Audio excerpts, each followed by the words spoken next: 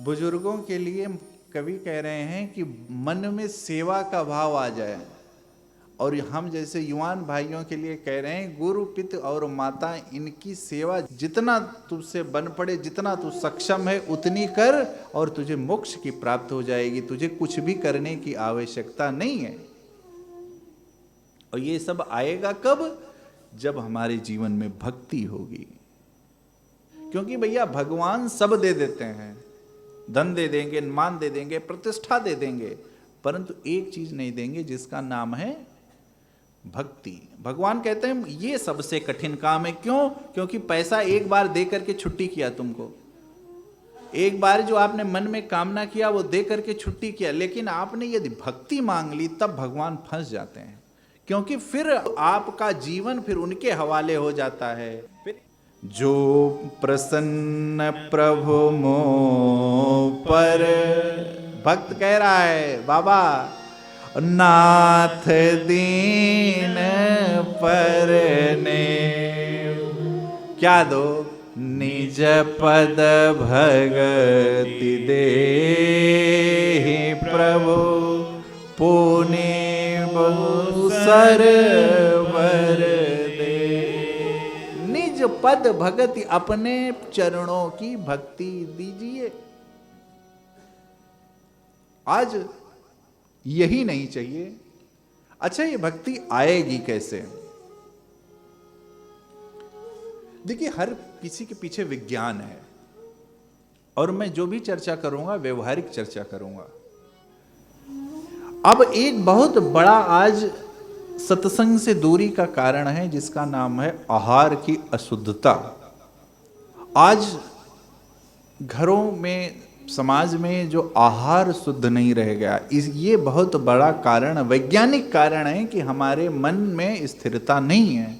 क्यों? मैं नहीं कह रहा हूं। आहार शुद्धो सत्व शुद्धि, सत्व शुद्धम ध्रुवा स्मृति। क्या? आहार शुद्धो सत्व शुद्धि। क्या होगा? जब आपका आहार शुद्ध होगा तो आपके अंदर सत्व प्रधान जो पदार्थ है वो धीरे धीरे बढ़ने लगेगा। क्या? सत्व प्रधान। और ये क्यों बढ़े? क्यों जरूरी है ये? क्यों हम ना खाएं? भाई खाने के लिए सब बना है, हम क्यों ना खाएं? आप खाओ, किसने रोका है आपको? परंतु यदि आपको अपना चित्त शांत करना है, क्योंकि सत्व शुद्धम ध्रुवो स्मृति, क्योंकि आपको जब अपनी स्मृति और अपना चित्त शुद्ध करना है तो आपको आहार शुद्ध करना पड़ेगा। और जब आप आहार शुद्ध करेंगे तो आपका सत्व पदार्थ बढ़ेगा। आपका सात्विक, जो सात्विक पदार्थ है जिससे सात्विकता बढ़ती है, धीरे धीरे वो बढ़ेगा। इसीलिए कहा गया है कि शाकाहारी होइए। तो आहार शुद्धि बहुत जरूरी। लहसुन प्याज नहीं खाना चाहिए। क्यों नहीं खाना चाहिए? क्योंकि ग्रंथों में इसका वर्जन है। और लहसुन प्याज औषधि के रूप में यदि आपको डॉक्टर ने कहा है तो मैं नहीं कह सकता, परंतु जब आप लहसुन, देखिए सीधी सी बात है, एक मैं वो छोटी सी कहूँ, यदि आप सत्व प्रधान कोई चीज खाते हैं तो आप जब सुबह उठते हैं तो आपके अंदर एक फ्रेशनेस रहती है, ऊर्जा रहती है। देखिए, जब आप रात में तामसिक भोजन करके सोते हैं तो आप जब सुबह उठते हैं तो आपके अंदर जो ऊर्जा रहती है वो नेगेटिव ऊर्जा रहती है। आप थके थके से रहते हैं। क्यों? क्योंकि आपका जो पाचन तंत्र है वो सात्विक बनाया गया है। और विशेष करके सनातन संस्कृति में, क्योंकि हमारे यहाँ तो मांसाहार वर्जित ही है, तो उसी प्रकार से जो हमारी शारीरिक संरचना है, वो चाहे लीवर हो, किडनी हो, सब उसी प्रकार से बनाई गई हैं। तो इसलिए जब आप तामस प्रधान भोजन करते हैं तो वो यही बात, सत्व आहार शुद्धो सप्त शुद्धि। जब आपका आहार शुद्ध होता है तो आपके अंदर सत्व पदार्थ बढ़ता है, और जब सत्व पदार्थ बढ़ता है तो आपके चित्त को शांत करता है। जितने आप क्रोधी व्यक्ति देखेंगे, जितने आप देखेंगे जिसके जीवन में पेशेंस नहीं है। अच्छा, एक चीज और मैं बताऊं आपको, आहार सिर्फ भोजन का ही नहीं होता। आहार आप सिर्फ लहसुन प्याज का ही नहीं करते हैं। आहार के भी अनेक प्रकार हैं। जो तन्मात्राएं बताई गई हैं, शब्द भी आहार है, ये भी है कि आप क्या ग्रहण कर रहे हैं, ये भी आहार है। रस है, आपको किस विषय वस्तु में रस आ रहा है, ये भी एक आहार है। आहार का अभिप्राय सिर्फ खाना नहीं है, आप क्या सुन रहे हैं, आपको किस विषय से रस प्राप्त हो रहा है। गंध, आप क्या सूंघने में आपको क्या आनंद आ रहा है। रूप, आप क्या देखना चाहते हैं। स्पर्श, आप क्या छूना चाहते हैं। ये क्या है, ये सब आहार के प्रकार हैं। क्या है, रूप, रस, गंध, स्पर्श, शब्द। क्यों भैया, शब्द ब्रह्म है। आप क्या भाषित कर रहे हैं, ये आपको अवश्य ध्यान देना पड़ेगा, क्योंकि आप जो भाषित करते हैं आपके अंदर वही ऊर्जा डेवलप होती है, जिसको 5 तन्मात्राएं कहा गया है। और जब आपका शब्द शुद्ध रहता है, आपका आहार शुद्ध रहता है, आपका रस शुद्ध रहता है, आपका रूप शुद्ध रहता है, आपका गंध शुद्ध रहता है, आपका स्पर्श शुद्ध रहता है, तब आप सात्विक होते हैं। ये मत समझिएगा कि सिर्फ लहसुन प्याज खाने वाले, जो लहसुन प्याज छोड़ दे वही सात्विक है, क्योंकि भोजन तो कुछ प्रभाव करता है। क्योंकि भोजन आप 24 घंटे नहीं करते हैं, परंतु आप बोलते अधिक हैं। भोजन से, अब जितना भोजन करते हैं उतना ही थोड़ी ना बोलते हैं। देखिए, हर क्रिया अपनी एक ऊर्जा छोड़ करके जाती है। आपके जीवन में प्रत्येक क्रियाएं एक ऊर्जा छोड़ के जाती हैं। इसीलिए तो कहा गया है कि घर में शुद्ध सात्विक रहिए। क्यों? क्योंकि आप जो कार्य कर रहे हैं, एक ऊर्जा छोड़ी, एक ऊर्जा छोड़ी, एक शब्द बोला, एक नेगेटिव ऊर्जा धीरे धीरे धीरे धीरे धीरे धीरे आपके घर में वो डेवलप होने लगती है, और फिर उसी नकारात्मकता में आपका परिवार पलने लगता है। इसीलिए कहा गया है कि क्या बोलना है उस पर विचार करें, क्या सुनना है उस पर विचार करें, क्या देखना है उस पर विचार करें, क्या स्पर्श करना है उस पर विचार करें। और ये सब विचार तभी होगा जब हमारे घरों में शुद्ध सच्चिदानंद की भक्ति होगी। जब हम, क्यों? क्योंकि भैया पूर्णमदम पूर्णस्य पूर्णमादाय, वही वाली बात पर प्रथम दिन कि पूर्ण कौन है, पूर्ण वही हैं। और जब तक हम उनकी शरण में नहीं जाएंगे तब तक हमको शिक्षा प्राप्त होने वाली नहीं है। युवान भाई बहन, मोटिवेशनल स्पीकर्स हो और चाहे विज्ञान हो, आज न्यूटन्स ने इसको लॉ बना दिया, इक्वल एंड अपोजिट रिएक्शन। हम इसको लेके कर रहे हैं कि न्यूटन्स ने इतना बड़ा लॉ बना दिया। हमारे ऋषि मुनियों ने तो कब से कहा कि जो आप बोलते हैं वो प्रतिध्वनि आपके पास आती है। जो ऊर्जा, आप यदि किसी को गलत भाष्य करते हैं तो आपका व्यवहार उसके साथ धीरे धीरे वैसा होने चलता है। और आपका व्यवहार यदि कैसा भी खराब हो, लेकिन आप ये धीरे धीरे मधुर संबंध उससे रखना चाहते हैं, आप मधुर भाष्य, मधुर संवाद करना शुरू कर दीजिए। वो कितनी भी ऊर्जा करे भाई, इस इतनी दूर में एक, जैसे ये पैनल है, सफेद है, ये पैनल आपके पीछे सफेद लगा है, इसके ऊपर एक सफेद गेंद मारेंगे तो इस पर दाग नहीं पड़ेगा, परंतु इसी के ऊपर यदि कोई काला गेंद मारेंगे तो वो दाग बन जाएगा। उसी प्रकार यदि आपको कोई कुछ कह भी रहा है, तो यदि आपने प्रत्युत्तर में भी आपने उल्टा उसको दे दिया तो क्या होगा, ये सकारात्मक ऊर्जा का प्रभाव नहीं हो रहा है।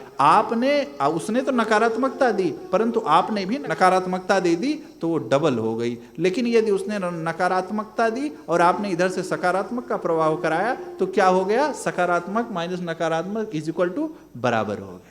फिर आपके अंदर जो ऊर्जा डेवलप होगी वो सकारात्मक ऊर्जा डेवलप होगी। हम सबसे पहले, इसीलिए तो ग्रंथ में कहा गया है कि अपने अंदर झांकिए, और जब हम अपने अंदर झांकना शुरू कर देंगे तो हमारे जीवन में धीरे धीरे शांति आना प्रारंभ हो जाएगी। आज आत्मविज्ञान से अधिक क्या है, आत्मबोध की शिक्षा जरूरी है। जितना हम आत्मविज्ञान की ओर बढ़ रहे हैं, बढ़ें अच्छी है, परंतु आत्मबोधता की भी शिक्षा होनी चाहिए। और आत्मबोध बिना आध्यात्मिक शिक्षा के नहीं हो सकता, और बिना आध्यात्मिक शिक्षा के जीव का कभी कल्याण नहीं हो सकता है। क्यों? क्योंकि आंतरिक सशक्तिकरण तभी हो सकता है जब जीव के अंदर आध्यात्मिक ऊर्जा का प्रवाह हो। आंतरिक सशक्तिकरण ऐसे नहीं हो सकता। आंतरिक सशक्त होने के लिए आपको आध्यात्मिक ऊर्जा की प्राप्ति करनी पड़ेगी, आध्यात्मिक ज्ञान की प्राप्ति करनी पड़ेगी। और आध्यात्मिक ज्ञान प्राप्त करने का एक सबसे बड़ा कुछ और नहीं है, सबसे बड़ा उपाय है, उसका नाम है समर्पण। आध्यात्मिक ज्ञान पैसे से नहीं मिलता है। आध्यात्मिक ऊर्जा, आध्यात्मिक अनुभूति पैसे से नहीं मिलती, उसके ऊपर भी उसका नाम है समर्पण। और आपको पूर्ण रूप से अपने को समर्पित करना पड़ेगा श्रेष्ठ के शरण में, तब जाकर के आपको आध्यात्मिक ज्ञान प्राप्त होगा।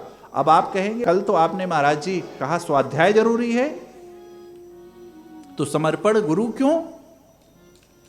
देखिए भैया, जिस प्रकार डॉक्टरेट की पढ़ाई करके एक सर्जन किताबी पढ़ करके वो किसी की शल्य चिकित्सा नहीं कर सकता, मेडिकल साइंस इसका अलाउ नहीं करता।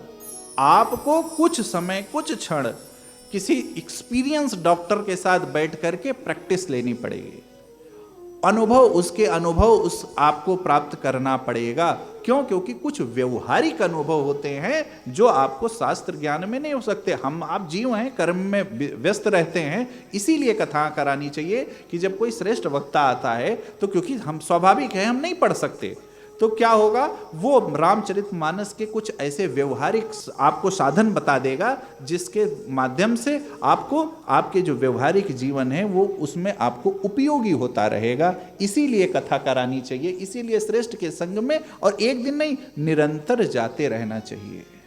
और ये तब होगा जब हम पूर्ण रूप से समर्पण कर देंगे। और ये तब आप पैसे से नहीं होगा, आपको खुद को समर्पित करना पड़ेगा। और जब हम खुद को समर्पित कर देंगे किसी श्रेष्ठ के शरण में, तब हमको आध्यात्मिक ज्ञान होगा। और आध्यात्मिक ज्ञान कुछ और नहीं है, आध्यात्मिक ज्ञान है जब आपको आत्मबोध करा दे, जब आप अपने बारे में चिंतन करने लगे, जब आपको अपने बारे में जानने की लालसा हो जाए, उस स्थिति का नाम है आध्यात्मिक ज्ञान। और वो कब हो सकता है? जब हम उस शक्ति के पास जाएं जिसको बाबा कह रहे हैं माता जी से, आनन रहित सकल रस भोगी, आनन रहित रस भोगी, विनोबानी बक्तावर जोगे, विनोबानी बक्तावर जोगे, तन बिनु पारस नयन बिनु गाए खा,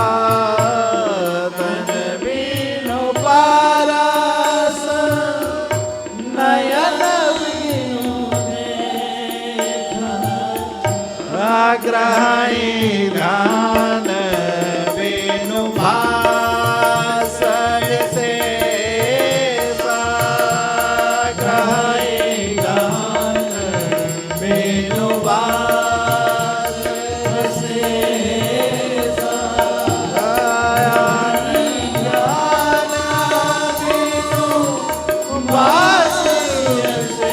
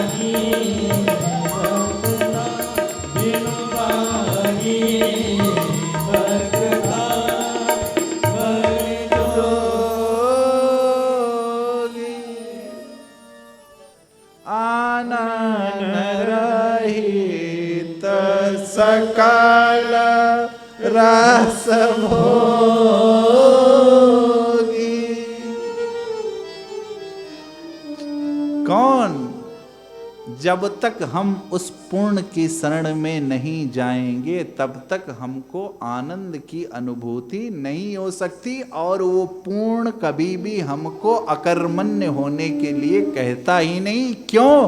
क्योंकि उस पूर्ण ने भी कठिन से कठिन से कठिन तप किया है। 14 वर्ष कोई साधारण समय नहीं होता। 14 वर्ष कोई साधारण समय नहीं होता। और आगे आप दर्शन करेंगे उत्तरकांड में प्रभु की आर्थिक नीति, शास्त्र नीति, वैचारिक नीति, राजनीति और ज्ञान तो कहना ही क्या। और ज्ञान का प्रमाण है गुरु गृह गए पढ़न रघुराई, और क्या हुआ? अल्पकाल। अब सोचिए जिसके अल्पकाल में क्या हुआ? सब विद्या आई। ब्रह्म हटा दीजिए, मानव लीला में सोचिए कि अल्पकाल में कोई ज्ञान आता है क्या? आदमी को समझा के परेशान हो जाओ तभी भी उसके समझ में नहीं आता। अब उनकी बुद्धि की क्या प्रखरता रही होगी, उनकी बुद्धि कितनी निर्मल रही होगी, शुद्ध रही होगी, चैतन्य रही होगी कि उनको अल्पकाल में सारी विद्या आ गई। तो ये कब हो सकता है? जब हमारे जीवन में शांति होगी, जब हमारा मन स्थिर होगा,